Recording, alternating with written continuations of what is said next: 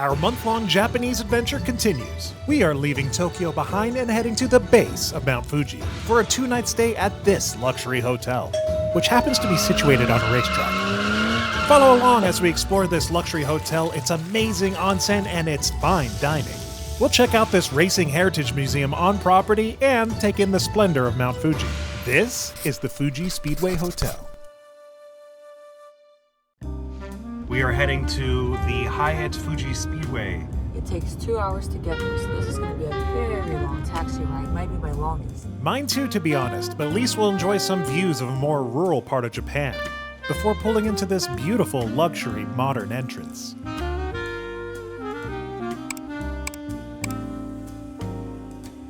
We've arrived at the Hyatt Fuji Speedway Hotel. As it turns out, we could have taken a train, so we didn't really need the 50,000 yen taxi, but you know, whatever. We don't speak the language. This hotel's entrance is super unique and incredibly quiet. Is there anyone here? The entrance is actually a car museum. To get to the lobby, you need to use these escalators to the 3rd floor. Anyway, onwards to our room, and there's one thing we noticed immediately. Wow, huge. Nice, this is such a change from where we were. This room is absolutely gigantic by Japanese standards, at least when compared to Tokyo. And the bed was like 2 king beds put together. That's not bad. I mean, for an Asian mattress, it's soft. And here's the closet situation. It's actually walk-in. Wow.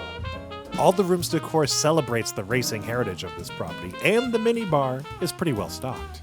Here's the elegant bathroom with its tub and freestanding shower. And check out this amenities kit drawer. It's just so perfectly compartmentalized. So Japanese. This room also had a lot of seating and this coffee table, but the highlight here is this private balcony, which offers a spectacular view of Mt Fuji. Or so we're told. And here's my hot take with a mouthful of welcome snacks. Very nice room. Thoroughly impressed. Now it's time to see how the dining is. Night 1 at the base of Mt Fuji at the Speedway Hotel. We're gonna go have Italian food because that's all that was available on such short notice. Let's see what Japanese Italian food in Fuji is all about. But first, a fit check. This is Trofeo, and this is a Japanese understanding of what an Italian restaurant should be. We'll start things off with a Japanese champagne. Just had this for the first time. So good. And for myself, a beautiful plum sea breeze. It's delightful. And here was our very first Japanese caprese, which left a little something to be desired, I think. It's fine. It lacks salt. It could use a little more olive oil and basil. And tomatoes and cheese. Diana had herself a hamburger, which we all know is a staple of Italian cuisine. This one's extra literal because they put ham on it. That's madness and lunacy. Still, it seems like she enjoyed it. As for me, I had the bolognese, which actually was really solid. And for dessert, I had an avocado, which came paired with a churro. And thus brings night 1 at Fuji Speedway to an end.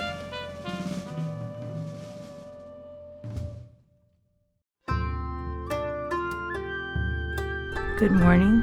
I just woke up. Austin is still asleep. But I couldn't miss the stunning sunrise over Mt Fuji. Take a look. I was sorry to have missed this, but here's what it looked like when I woke up. That is a beautiful view. And here's a montage of stock footage while I go over some facts. Mount Fuji is 12,300 feet tall, making it the tallest peak in all of Japan. And it's played an important role in Shinto, Confucian, and Buddhist traditions. This mountain is personified in a volcano goddess that's known by the name Koyo Hana Sakuya Hime, which translates literally to blooming flower princess. And now it is time for breakfast, because I am a growing, hairy man-child. The buffet selections at the Fuji Speedway were extensive. Pretty much whatever you're into, you'll find it here. There were also a la carte options. I elected to have this breakfast sandwich. Did I get pancakes too? Yes, I did. Man-child! We are dressed in the hotel-provided pajamas, and we are heading to the onsen. This is my first onsen experience. In Japan, the onsen is about more than just bathing. Rooted in Shinto beliefs, it's about purification of both body and soul. This one looks absolutely amazing, and I have it all to myself. My first Japanese onsen. So I guess first things first, you're supposed to step into one of these tiny stalls and give yourself a little mini shower. So that's what you're gonna do. I'm kind of making assumptions as to what to do here and just winging it. If you're one of my new subscribers from Japan, go ahead and correct me. I'm just sitting in various baths of water at various temperatures. It's very nice.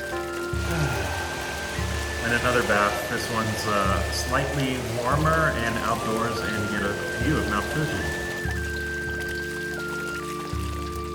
In true Japanese fashion, this must be the cleanest looking sauna I've ever seen. Like, this wood looks like it was just taken from the lumber yard yesterday. Next to the hot sauna is the cold plunge, which is set to a chilly 64 degrees Fahrenheit. Dare I take a cold plunge? Let's see. No. I'm gonna stick with the warm pools. Just beyond the onsen is the hotel's indoor pool and whirlpool. There's no jets, it's just like there's bubbles that come up in the middle of the thing. I don't know what that is. I've never seen that before. Alright, cool story. Here's Bubbles for her transition. Once thoroughly bathed and purified, it's time to explore the hotel and its racing heritage, starting with this gift shop and cafe, which sells coffee and gifts. The cool thing about this space is it offers views of the Fuji Speedway below.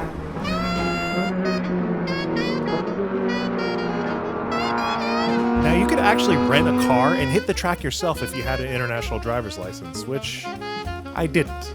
And so lattes will be our consolation prize. And I'm not mad. It was nice to sit here and take in the view, and we actually learned that there's a racing sim in the gym.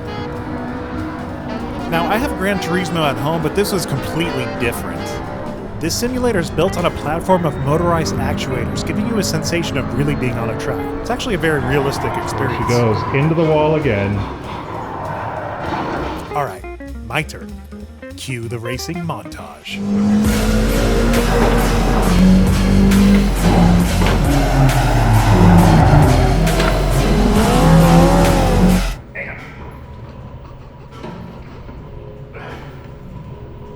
It's a good thing the winner isn't determined by who exits the vehicle first. We'll keep the racing theme alive and visit the museum in the lobby, which houses 40 historical vehicles representing 130 years of Japanese motorsport history. There are just a ton of awesome vehicles on display here.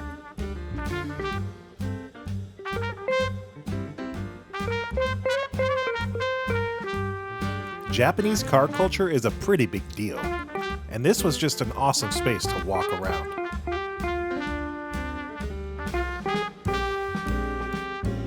Not to date myself, but here's a cool NSX from my childhood. This whole museum took about a half hour to navigate, I would say, which gave us plenty of time to do our primary activity, relax. We spent the next couple of hours back in our room, taking in the splendor of Mt Fuji, as day ultimately faded into night. And once night fell, it was time for dinner again.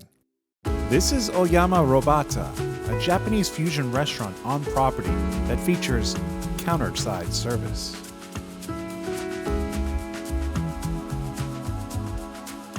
At the time of shooting this video, this property was celebrating its 1-year anniversary and offering a tasting menu. And naturally, that's the choice we made. And we're gonna start our evening with some Japanese basics. Suck it to me, baby. The first course on offer was this beautiful Japanese-style salad, followed by this shiitake scallop dish.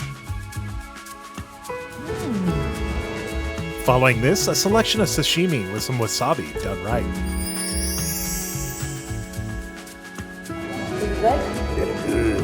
I really enjoyed the open kitchen and watching all the meticulous work that went into plating everything.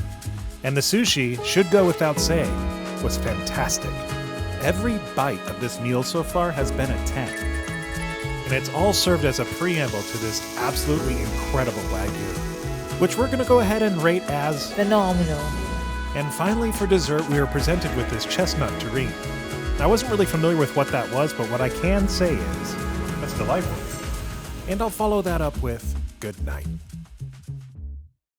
We woke up to take in this spectacular view one last time before our departure. This is a fantastic hotel. I've always dreamt of seeing Mount Fuji my entire life, and waking up yesterday at 5:30 in the morning to see the sunrise upon it, the mountain wake up, was absolutely worth it. A new core memory I will never forget. I slept in, so I missed all that, but I see it now, and it's really nice. Time now to say goodbye to the Fuji Speedway Hotel. What'd you guys think of this place? Let me know in the comments. Please make sure to like and subscribe. It helps out tremendously with the algorithm. Stay tuned for more from Japan and around the world. Thanks for watching.